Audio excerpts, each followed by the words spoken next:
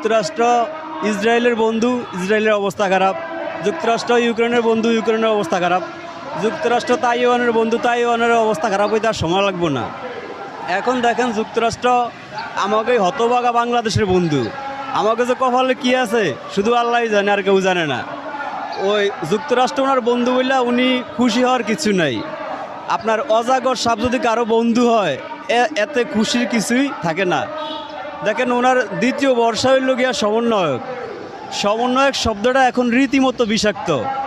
দেখেন এমন কিছু আছে যা আওয়ামী লীগ করছে এরা করে না। আওয়ামী লীগ সরকার যা যা কিছু কইরা টেররিস্ট হয়েছে, মাফিয়া হয়েছে বা সন্ত্রাসী বা স্বৈরাচার হয়েছে, তার সব কিছুই এই সমন্বয়করা এখন করে। ওরা মনে চাইলেই তো কেউরে টিসি দেয়, কেউরে বদলি করে, কেউরে আলটিমেটাম দেয়। আপনার ওই পুলিশটা এদের কাছে এরকম মাফ চাওয়া লাগে। এরা সেনাবাহিনীর সাথে বিভিন্ন সময় তর্কে জড়ায়। এরা কেউরে তো মানুষই মনে করে না।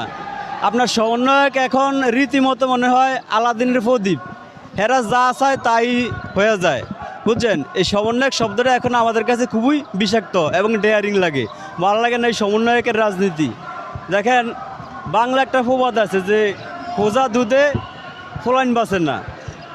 এই সমস্ত অন্তর্বর্তী বর্তমানকালীন সরকার দিয়া দেশ মোটেও চলবো না। ওনার উচিত এখন ওই আপনার কোনো একটা উসিলা দিয়া দেশের হাল ছাইরা চলে যাওয়াটা।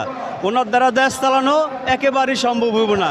উনি যদি ভদ্র আর জ্ঞানী লোক হন, উনি চলে যাওয়াটাই বেটার।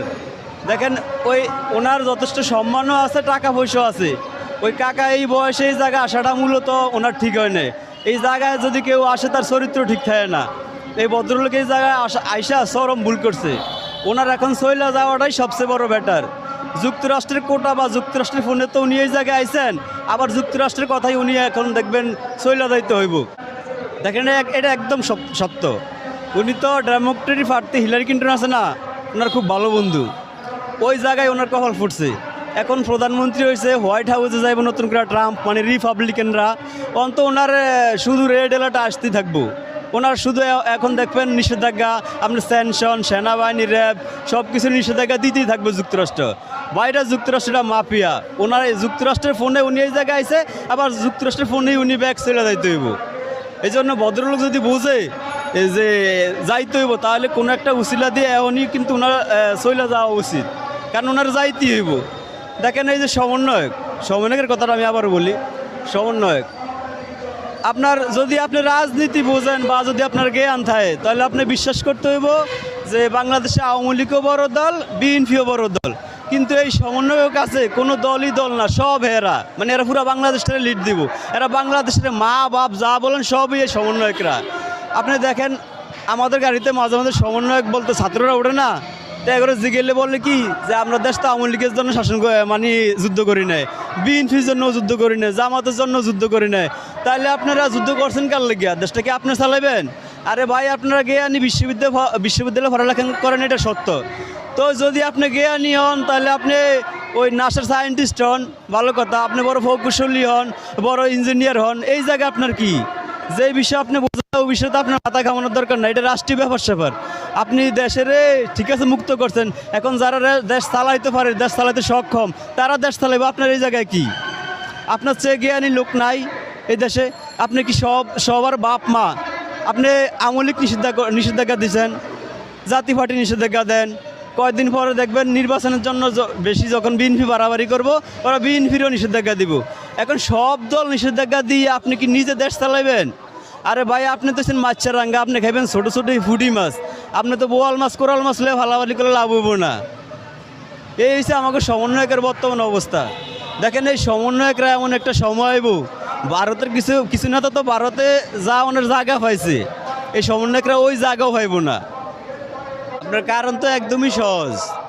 আওয়ামী লীগ কিছু মাফিয়াগিরি করছে না এই দেশে। ধরেন পার্সোনালি ধরেন আমি আওয়ামী লীগ করি, কথার কথা আমি আওয়ামী লীগ করি, কিন্তু একদম সত্য কথা যে আওয়ামী লীগও কিছু বাড়াবাড়ি করছে। যেমন আপনার বিদেশ বাড়ি করছে, বিদেশে টাকা লুট করছে, এটা একদমই সত্য, এটি মানতে হইব আমি যদিও আওয়ামী লীগ করি।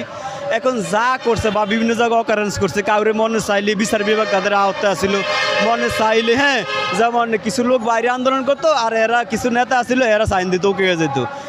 একদম ঠিক তেমনই ছাত্ররা আন্দোলন করে আর রাষ্ট্রীয় যারা বড় বড় দায়িত্বে আছে তারা শুধু সাইন দেয়, মানে ওই আওয়ামী লীগের মতোই।